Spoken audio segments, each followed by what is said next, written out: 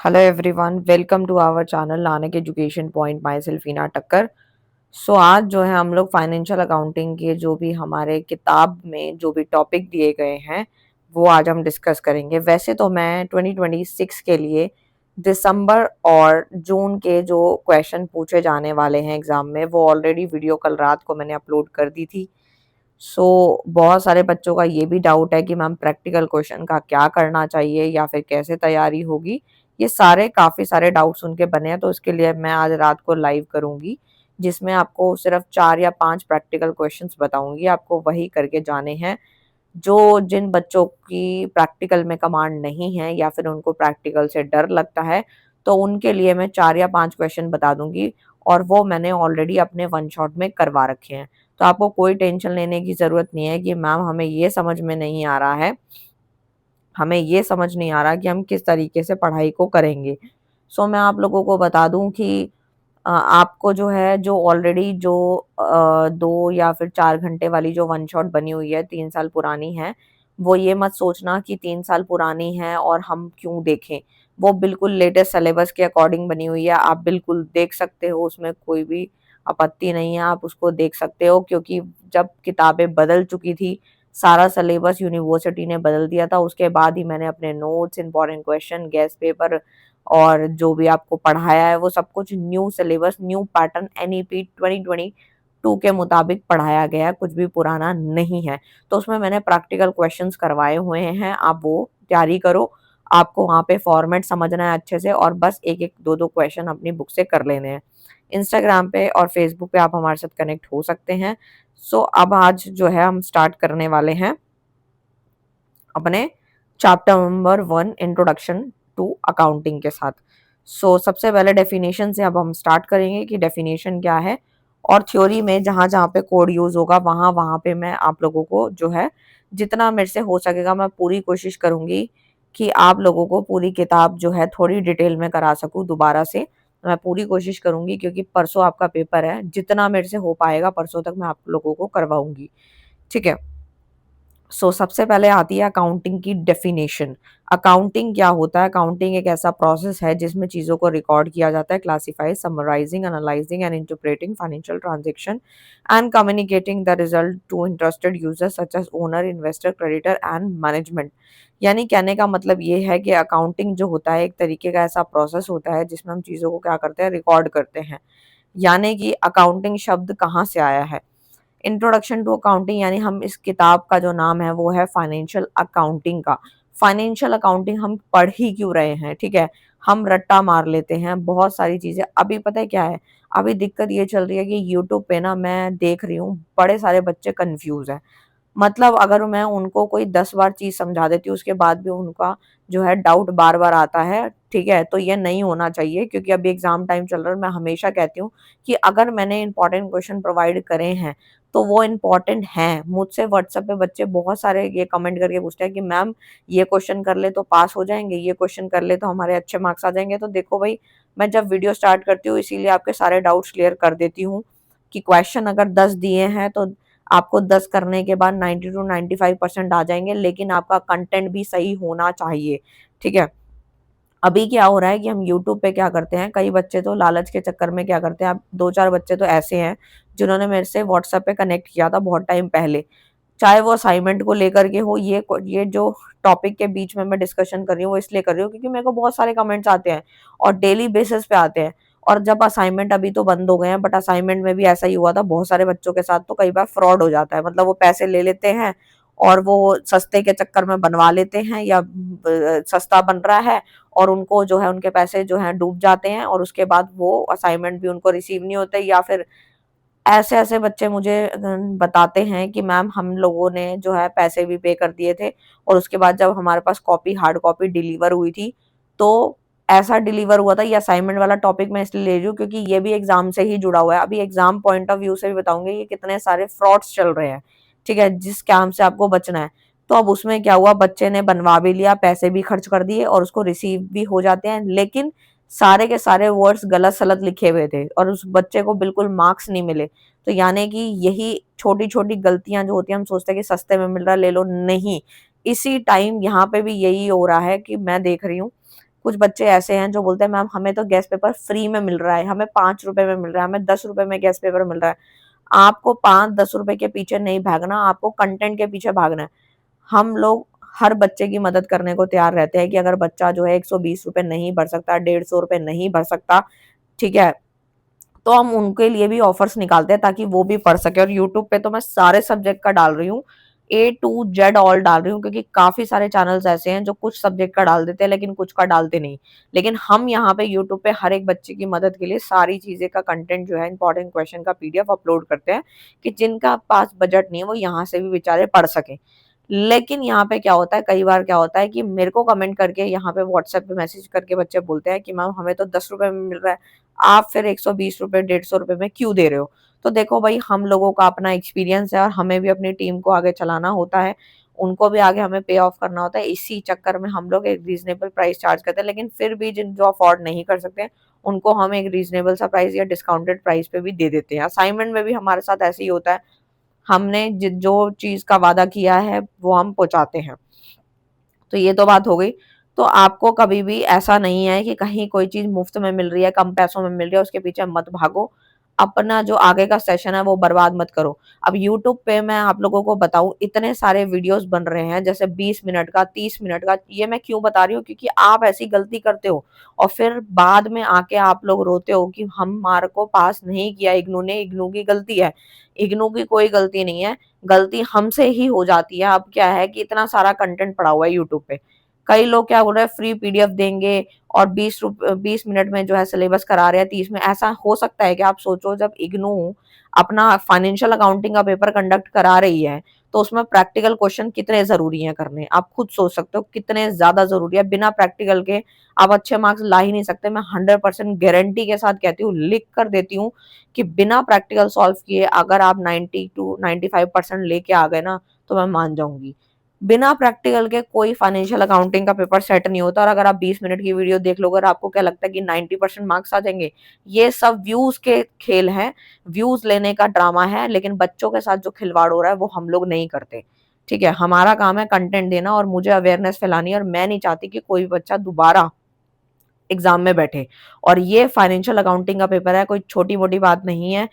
आपका जो पेपर का जो लेवल है ना वो CA के लेवल का है, ठीक है। DU में तो कुछ चैप्टर कम है आपके यहाँ पे, जैसे इंस्टॉलमेंट वाला चैप्टर है, जॉइंट वेंचर भी है या कंसाइनमेंट भी है, उसके लिए आपको प्रैक्टिस करनी पड़ेगी। आप बिना उसको करे पास नहीं हो सकते। तो इसी चक्कर में थंबनेल के ऊपर नहीं जाना होता, या 20 मिनट में हम पूरा सिलेबस कर लेंगे, आधे घंटे में, 1 घंटे में फ्री नोट्स 10 रुपए 20 रुपए, मत भागो उसके पीछे। कंटेंट देखो जहां आपको, ऐसा नहीं है मैं ये बोलूं कि आप हमारा ही कंटेंट देखो, आपको जिसका अच्छा लगता है, जो दिल से मेहनत कर रहा है उसकी वीडियोस देखो, जो जेन्युइन आपको चीजें बता रहा है। जो फालतू के ये पे यहाँ व्यूज लेने के चक्कर में जो लोग बना रहे हैं ना, उनके पीछे मत भागो, मैं बता रही हूँ। और फिर आप लोगों की री आएगी तो फिर आपको परेशानी होगी, मैं नहीं चाहती। सो लेक्चर थोड़ा लंबा था लेकिन मुझे देना था, क्योंकि परसों पेपर है और पढ़ना स्टार्ट करो। सबसे पहले तो ये है, अकाउंटिंग जो शब्द है, फाइनेंशियल जो अकाउंटिंग है वो हम पढ़ ही क्यों रहे हैं। बहुत सारे बच्चे ऐसे हैं जो कि 11वीं और 12वीं में, 11th 12th में अकाउंट्स पढ़ के आए हैं। कुछ बच्चे साइंस बैकग्राउंड से है, लेकिन मैं अब कोशिश कर रही हूँ कि ऐसा पढ़ाऊं ताकि जिन्होंने 11th 12th में साइंस नहीं भी पढ़ी तो भी वो पढ़ सके, और जो भूल चुके हैं वो भी, उनकी भी एक रिवीजन हो जाए, ठीक है। सो सबसे पहली बात ये आती है कि जो अकाउंटिंग वर्ड आया है वो कहाँ से आया है, ये अकाउंटिंग शब्द ही कहाँ से आया है। सो ये जो अकाउंटिंग है वो हम करते ही क्यों हैं। आप सोचो कि कोई एक बिजनेसमैन है जो कि मेहनत करता है, पूरे साल मेहनत करता है, और उसको फाइनेंशियल ईयर में प्रॉफिट और लॉस का पता लगाना होता है, क्योंकि हर एक बिजनेसमैन चाहता है कि वो प्रॉफिट कमाने के लिए मेहनत कर रहा है, बिजनेस कर रहा है, तो उसको यहाँ पे पैसों से रिलेटेड अकाउंटिंग करनी पड़ती है, जो कि किताब का नाम है। फाइनेंशियल मतलब पैसा, अकाउंटिंग मतलब जो हाँ हम अकाउंट्स बना रहे हैं, जिसमें हम पूरे साल में रिकॉर्डिंग करेंगे, जर्नल, लेजर, ट्रायल बैलेंस, आप आगे चल के सीखोगे। ये अकाउंट्स होते हैं, खाते होते हैं जो आगे चल के बनाने हैं। हिंदी मीडियम वाले बच्चे भी हिंदी में सुन रहे हैं, मैं उनको समझा रही हूँ, आप जो है हिंदी में बना के लिख सकते हो, ठीक है। सो अगर कमेंट आएंगे तो मैं हिंदी मीडियम वालों के लिए, मेरे को काफी आते हैं, मैं उस पर भी जल्द वीडियो बना दूंगी। सो सबसे पहली बात यह है कि फाइनेंशियल अकाउंटिंग यानी पैसों से रिलेटेड यहाँ रिकॉर्डिंग होने वाली है, ठीक है। तो पैसों से रिलेटेड यहाँ रिकॉर्डिंग होने वाली है। तो यहाँ पे अकाउंटिंग जो होता है एक तरीके का प्रोसेस है कि पहले आपको रिकॉर्ड करना होता है, लेकिन रिकॉर्डिंग से पहले भी हमें ये देखना होता है कि कोई भी चीज पैसों के टर्म्स में है या नहीं है। अगर है तो उसको रिकॉर्ड करो और नहीं है तो इग्नोर कर दो। जैसे कि बिजनेस के अंदर या किसी भी कोई बिजनेस चल रहा है, उस मालिक ने अपने नीचे 4-5 वर्कर जो है रख रखे हैं, तो उसमें अगर एक वर्कर की क्वालिटी बहुत अच्छी है कि अच्छे से वो बिहेव करता है, तो उसको हम खाते में रिकॉर्ड करेंगे? नहीं करेंगे। उसकी अच्छाई बुराई यहाँ खाते में रिकॉर्ड नहीं होगी, क्योंकि उसको हम पैसों में नहीं तोल सकते। यहाँ पे सिर्फ वही चीजों की रिकॉर्डिंग होती है जो पैसों से रिलेटेड होती है, यानी कि मनी की टर्म्स में होती है। जैसे कि सेल ऑफ गुड्स हो गया, हमने माल बेचा 10,000 का, 15,000 का माल खरीदा, तो उसकी हम यहाँ रिकॉर्डिंग करते हैं। क्लासिफाइंग हो summarising, analysing, interpreting financial transaction, communicating the result, यानी कि हमने पहले खाते में उसको रिकॉर्ड करना है, उसके बाद क्लासिफाई करना है, फिर एक छोटी सी समरी बनानी है कि हाँ भाई ये खाते बन गए हैं, कि हमारा प्रॉफिट एंड लॉस अकाउंट बन गया, बैलेंस शीट बन गई है। इससे हम एनालाइज करेंगे कि हमें पूरे साल में मुनाफा हुआ है या घाटा हुआ है। अगर मुनाफा हुआ है तो हम और मुनाफे की तरफ बढ़ेंगे, लेकिन नुकसान हुआ है तो उसको, उस गलती को अभी पकड़ेंगे कि कहाँ पे गलतियां हुई हैं। क्या हमने जो है माल ज्यादा बना लिया था इस वजह से नुकसान हुआ? क्या हमने अपना माल सस्ते में बेच दिया था इसलिए नुकसान हुआ? तो उस पॉइंट को पकड़ेंगे, ठीक है। तो इसमें वही बताया गया। डेफिनेशन आप कोई भी लिख सकते हो, तो यहाँ पे एक छोटी सी डेफिनेशन लास्ट वाली इजी आप लिख सकते हो। Accounting is the art of recording. Accounting क्या है? आर्ट ऑफ रिकॉर्डिंग है, जिसमें आप क्लासिफाई करते हो, चीजों को समराइज करते हो, यानी समरी बनाते हो उसकी, और वो सारी चीजों को यहाँ रिकॉर्ड करते हो जो कि मनी की टर्म्स में है। सो यहाँ पे ना मैं एक फॉर्मूला बना के आई हूँ, ठीक है। यानी कि पहले भी मैंने ये फॉर्मूला शायद पढ़ाया होगा, बट यहाँ पे जो अकाउंट्स है मैं कोड के हिसाब से बना के लेकर आई हूँ, ठीक है। कि अकाउंटिंग जो है वो systematic process of recording, classify, summarising, analysing, ये तो आपने पढ़ लिया। फीचर, कैरेक्टरिस्टिक, एट्रीब्यूट, तीनों एक ही चीजें होती है। कोई भी पूछे तो आंसर यही है। अब जैसे इसके अंदर यहाँ पे मैं बता दूं, एक फॉर्मूला, मैंने एक फॉर्मूला बनाया है, इतना महंगा, एक मिनट, ये रहा, इतना महंगा रसगुल्ला, चलो सोडा पियेंगे, ऐश चिल करेंगे। यानी कि इसी से ही आपके फीचर्स बनते हैं। यानी कि आई मतलब इतना से आइडेंटिफिकेशन है, एम मतलब महंगा से मैंने इसलिए ये कोड बनाया ताकि आपको याद रहे। याद रहेगा तो फीचर ऑटोमेटिक याद रहेंगे। तो यानी कि इतना महंगा रसगुल्ला, चलो सोडा पियेंगे, ऐश चिल करेंगे, यानी identification of financial transaction and event. M से मतलब है मेजरिंग, आर से मतलब है रिकॉर्डिंग, सी से मतलब है क्लासिफाइंग, ठीक है। एंड नेक्स्ट जो आता है वो आता है आपका, एक मिनट,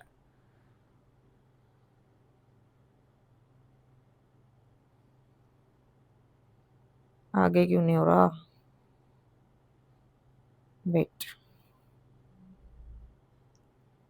हाँ, तो अगला है समराइजिंग, फिर एनालाइजिंग एंड इंटरप्रिटेशन, एंड फिर देन आता है कम्युनिकेटिंग। तो देखो भाई, सबसे पहला पॉइंट जो आता है वो आता है आइडेंटिफिकेशन ऑफ फाइनेंशियल ट्रांजेक्शन। यानी कि जब भी आप रिकॉर्डिंग करते हो ना, तो पहले आपको पहचानना है, आइडेंटिफाई करना है कि कौन सी ट्रांजेक्शन मनी की टर्म्स में है और कौन सी नहीं, जो मैंने अभी आपको बताया था। यानी कि measured in terms of money, for example कच्चा माल खरीदा या फिर सेल्स ऑफ गुड्स हो गया, ठीक है। मेजरिंग द आइडेंटिफाइड ट्रांजेक्शन, उसके बाद हमें मेजर भी करना होता है उसको अपनी करेंसी में। हम इंडिया में रह रहे हैं तो इंडियन रुपी चलता है, और यहाँ लिखा भी है साफ साफ कि क्वालिटी ऑफ मैनेजमेंट टीम को हमें इग्नोर करना है। यानी कि यहाँ पे पैसों से रिलेटेड जो चीज नहीं है उसको जो है इग्नोर कर दिया जाए। नेक्स्ट आता है रिकॉर्डिंग। रिकॉर्डिंग में आता है प्राइमरी ओरिजिनल एंट्री, यानी कि पहला, सबसे पहला खाते में जो एंट्री होती है वो होती है जर्नल में। फिर यहाँ पे ना एच लिखा हुआ है, वैसे यहाँ एल होना चाहिए, वो थोड़ी मिस्टेक है जिसने बनाया। क्लासिफाइंग में आता है लेजर होता है, ठीक है। लेजर मतलब जर्नल के बाद बनता है, ठीक है, लेजर होता है, इसको एल कर लेना एच की जगह। फिर आता है समराइजिंग। समराइजिंग मतलब समरी बनानी है। फिर कौन सा, पहले जर्नल बनता है, फिर लेजर बनता है, उसके बाद बनता है ट्रायल बैलेंस। ट्रायल बैलेंस बोल तो trading, profit and loss account, balance sheet, ये सारे खाते बनते हैं जिसको हम समराइजिंग कहते हैं। उसके बाद एनालाइज किया जाता है, यानी कि users of financial data can make a meaningful judgement. उसके बाद एक मीनिंगफुल जजमेंट के हिसाब से उस डेटा को यहाँ पे इस्तेमाल में लाया जाता है। और हमारे जो यूजर्स होते हैं वो टू टाइप के होते हैं, one is internal and second one is external. Internal में क्या क्या आता है? इंटरनल का मतलब है हमारे जो बिजनेस में, हमारी कंपनी के जो अंदर वाले लोग हैं, इन मतलब अंदर वाले जैसे मालिक और मैनेजमेंट। एक्सटर्नल मतलब बाहर वाले, जैसे कि बैंक है, इन्वेस्टर है, पब्लिक हो गया, या फिर फाइनेंशियल इंस्टीट्यूशन हो गया, ये सब है। आप ये सोचोगे कि मैम यहाँ पे आप हमें एक्सटर्नल की पार्टी के बारे में क्यों बता रहे हो? तो एक्सटर्नल पार्टी के बारे में मैं इसलिए बता रही हूँ क्योंकि ये भी हमारे बिजनेस से जुड़े हुए होते हैं। अब सुनो कैसे जुड़े हुए होते हैं। अब होता यहाँ पे क्या है कि जब भी हम बिजनेस करते हैं तो हमें हो सकता है कि लोन चाहिए होगा, तब हम किसके पास जाएंगे? बैंक के पास जाएंगे। तो बैंक को हमारी फाइनेंशियल सिचुएशन का, फाइनेंशियल पोजीशन का, प्रॉफिट का, ये सारी चीजों के बारे में पता होना चाहिए, तो ही वो हमें लोन देगा। तो यानी कि बैंक भी कनेक्टेड है, इन्वेस्टर जो हमारी कंपनी में पैसा लगाते हैं, जनता हो गई, वो भी जानना चाहेगी कि हमारी फाइनेंशियल पोजीशन कैसी है, लिक्विडिटी रेशो कैसी है, कैश फ्लो सिस्टम कैसा है, कैश इनफ्लो कितना है, ये सारी चीजें जानना चाहती है। तब कहीं जाके जो है पूरा एक एनालाइज एंड इंटरप्रिटेशन होता है। नेक्स्ट जो आता है वो होता है कम्युनिकेटिंग, जिसमें सही टाइम पे सही डिसीजन लिया जाता है कि प्रॉफिट हुआ तो आगे बढ़ो और प्रॉफिट बढ़ाओ, लेकिन नुकसान हुआ है तो उसको करेक्ट करो। आई होप आपको क्लियर होगा। ठीक है, तो यही बस मैंने इसको फ्लो चार्ट की मदद से, ये आप अपने एग्जाम में जरूर बनाएं ये फ्लो चार्ट। ठीक है, तो फीचर, कैरेक्टरिस्टिक, एट्रीब्यूट, नेचर, कुछ भी पूछे आंसर यही रहेगा। इतना महंगा रसगुल्ला, चलो सोडा पियेंगे, ऐश चिल करेंगे, तो आपको यहाँ पे कोड याद रखना है। नेक्स्ट आता है ऑब्जेक्टिव ऑफ अकाउंटिंग, यानी इसके उद्देश्य क्या है। तो मेरा दिल धड़केगा पुराने प्यार के लिए, इसको आपको याद रखना है, आपको सारे पॉइंट्स याद रहेंगे। और वैसे भी मैं आपको कुछ भी रट्टा नहीं मरवा रही, यहाँ पर मैं आपको हर तरीके का सोल्यूशन दे रही हूँ, कि फॉर्मूला भी दे रही हूँ याद करने का, और इसको सिखा भी रही हूँ कि पेपर में भूल जाओ तो अगला पॉइंट कैसे याद करोगे। तो उद्देश्य क्या है, अकाउंटिंग हम करते ही क्यों है? तो मेन मकसद क्या है हमारा? प्रॉफिट एंड लॉस का। सबसे पहले हमने खाते में रिकॉर्ड करना है। आप सोचोगे पूरे साल के अंदर इतनी ट्रांजेक्शन होती है, कितनी बार माल गया है, कितनी बार माल आया होगा, बहुत बार सेल परचेज पता नहीं क्या क्या हुआ होगा। लेट सपोज कि मालिक ने आज दिन में 10 शर्ट बेची, कल उसने 5 बेची, तो क्या साल के एंड तक उसको याद रहेगा कि उसने दिन में कितनी बेची थी? नहीं ना। तो इसीलिए वो रिकॉर्डिंग करते हैं। रिकॉर्डिंग के बाद प्रॉफिट एंड लॉस का पता चलता है। प्रॉफिट एंड लॉस के बाद हमें फाइनेंशियल पोजीशन का पता चलता है कि हमारी फाइनेंशियल पोजीशन कैसी है, जैसे कि हमारी संपत्ति ज्यादा है या कर्जा ज्यादा, मतलब एसेट्स ज्यादा है या लायबिलिटी ज्यादा है। उसके बाद providing accounting information to user, और जो भी जितने भी यूजर है हमारे, एक्सटर्नल और इंटरनल, जो मैंने बताया था, बैंक, इन्वेस्टर, इन सबको अपनी अकाउंट्स की इंफॉर्मेशन देना और बिजनेस के एसेट्स को प्रोटेक्ट करना। ठीक है, तो यही हमारे उद्देश्य है अकाउंटिंग के। नेक्स्ट आता है फंक्शन ऑफ अकाउंटिंग। वैसे तो मैं इसको और डेप्थ में भी करा सकती हूँ, लेकिन परसों ही पेपर है और मेरे पास अभी बहुत ज्यादा बर्डन है सब्जेक्ट्स का, क्योंकि अभी मैं बीएड की भी ऊपर मैंने फर्स्ट सेकेंड ईयर कंप्लीट करे हैं। ठीक है, और एमबीए, एमकॉम ये भी मुझे कंप्लीट करना है, बीबीए कंप्लीट करना है उनके सब्जेक्ट्स को। सो मैं और डेप्थ में भी जा सकती हूँ, लेकिन उतना करा रही हूँ जितना आप लोग भी देख सको। सो बाकी मैं इसी को डिटेल में काफी डेप्थ में कराऊंगी अपने एप्लीकेशन पे, वहां डिटेल में कराऊंगी। जो बच्चे ज्वाइन करना चाहते होंगे उनको व्हाट्सएप पे अपडेट मिल जाएंगे। ठीक है, जिन बच्चों की बैक आ रही है वो ज्वाइन कर सकते हैं।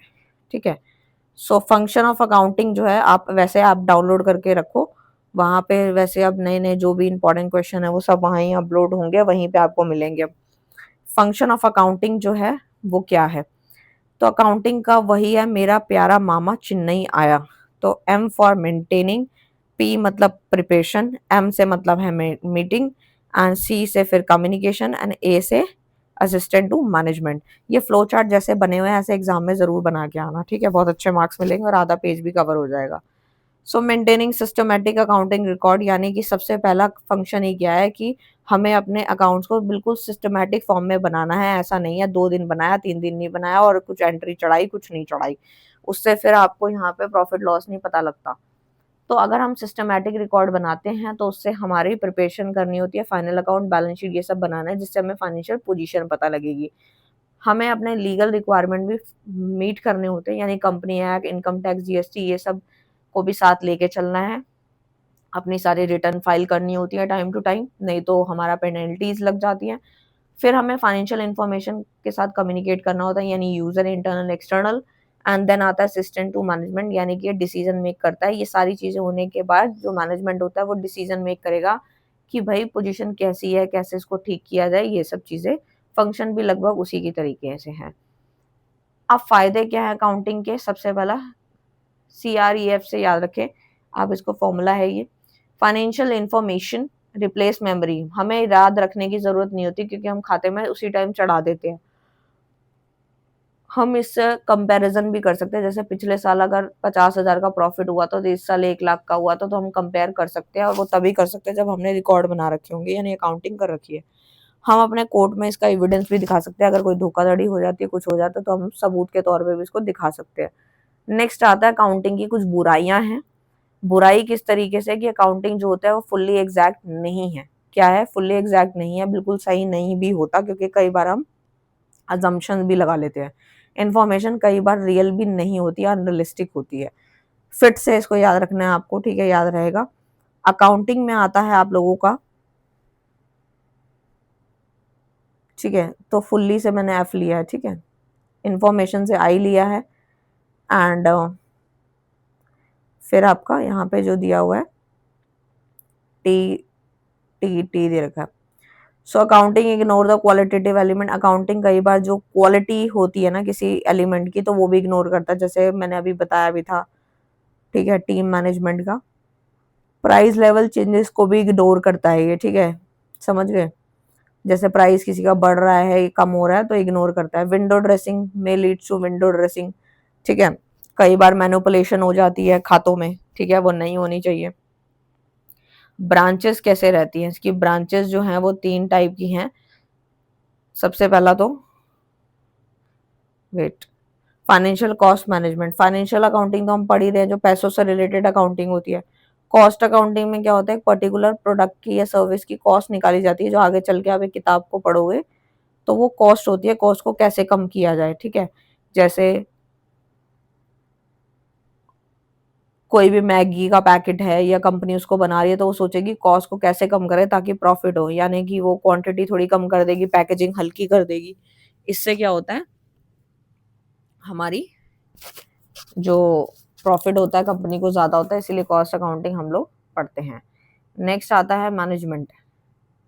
मैनेजमेंट में क्या आता है, मैनेजमेंट अकाउंटिंग जो चीजों को मैनेज करती है, ठीक है, जितना भी स्टाफ है, जितनी भी वर्कर्स है, उन सबको मैनेज करने का काम मैनेजमेंट अकाउंटिंग का है। नेक्स्ट जो आता है वो आता है फीचर्स ऑफ अकाउंटिंग इंफॉर्मेशन। तो सबसे पहले है रिवर रोड अंडर कंट्रोल, ये फॉर्मूला है, याद रखने। वैसे रिलायबिलिटी है, रिलेवेंस है, अंडरस्टेबिलिटी है एंड कंपैरेबिलिटी है, ठीक है। सो इसमें आपको याद रखना होता है रिलायबिलिटी, रिलेवेंस, अंडरस्टैंडिंग, कंपैरेबिलिटी। यानी कि कोई भी जो अकाउंटिंग इंफॉर्मेशन है वो रिलायबल होनी चाहिए, ठीक है।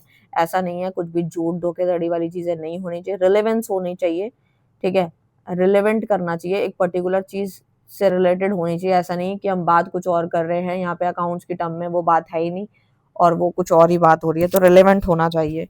अंडरस्टैंडिंग होनी चाहिए, यानी कि अकाउंटिंग इन्फॉर्मेशन इस तरीके से तैयार होने चाहिए अकाउंट्स, ताकि अंडरस्टैंड हो पाए, समझ सकें। फिर उसके बाद हम उसको कंपेयर भी कर सकें, यानी कि अगर पिछले साल के खाते सही से बने होंगे तो इस साल भी वो ढंग से कंपेयर हो सकते हैं। नेक्स्ट आता है सिस्टम ऑफ अकाउंटिंग, जो कि वेरी वेरी इंपॉर्टेंट है, यहाँ से क्वेश्चन बन सकता है। डबल एंट्री में क्या होता है, डेबिट और क्रेडिट, आना और जाना दोनों की रिकॉर्डिंग होती है। और सिंगल एंट्री में या तो सिर्फ आने की या फिर सिर्फ जाने की, सिर्फ एक ही चीज की रिकॉर्डिंग होती है, जो कि ट्रू प्रॉफिट एंड लॉस नहीं बताती। जबकि डबल एंट्री हमारी किताब का इनाम होता है, तो वो हमें ट्रू पोजीशन बताती है। नेक्स्ट आता है कि यहाँ पे जो फीचर्स हैं, यानी कि सॉरी एडवांटेजेस हैं, वो डबल एंट्री सिस्टम के क्या हैं, ठीक है। So complete record of transaction होना चाहिए। Arithmetical accuracy of account insured, यानी सीए डैट से आप इसको याद रख सकते हो कि जो हमारी डबल एंट्री सिस्टम है उसके फायदे क्या है कि कंप्लीट रिकॉर्ड बताती है, एक्यूरेसी भी होती है, प्रॉफिट लॉस भी सही बताती है, क्योंकि पैसा आ रहा है जा रहा है सब पता लगता है। क्योंकि अगर सिर्फ पैसा आता रहेगा और जाने का नहीं पता चलेगा तो प्रॉफिट क्या ही पता चलेगा। तो इसीलिए ये सिस्टम काफी अच्छा माना जाता है। फाइनेंशियल पोजीशन भी इससे पता चलती है और detail for purpose of control भी पता लगता है। सो ये एक डिफरेंस है, ये भी कई बार आपके एग्जाम में आ जाता है। देखो फर्स्ट वाला जो चैप्टर जो मैं पढ़ा रही हूँ वो काफी इंपॉर्टेंट है, यहाँ से कुछ भी आ सकता है, ठीक है। एक तो 2 डेफिनेशन अकाउंटिंग की जो मैंने अभी फर्स्ट पेज पे पढ़ाई है वो आपको रट लेनी है अच्छे से, वहां से क्वेश्चन आएगा। फीचर, मेरिट, डीमेरिट से कोई भी एक चीज पूछी जा सकती है, लेकिन फंक्शन और ऑब्जेक्टिव ज्यादा इंपॉर्टेंट है, वो जरूर कर लेना। और एक ये डिफरेंस, ठीक है, यहाँ से शॉर्ट नोट भी बन सकता है। सो पहले वाले चैप्टर से 10 से 12 से 13 नंबर का क्वेश्चन होंगे जो मैं पढ़ा रही हूँ, ठीक है, यहाँ से आएंगे क्वेश्चन, थ्योरी वाले भी इसको कर लें।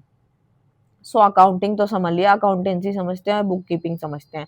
तो बुक कीपिंग क्या होती है? Involve recording financial transaction chronological and focus on maintaining accurate and organized record the base of accounting providing the raw data for analysis। यानी कि बुक कीपिंग होता ही क्या है?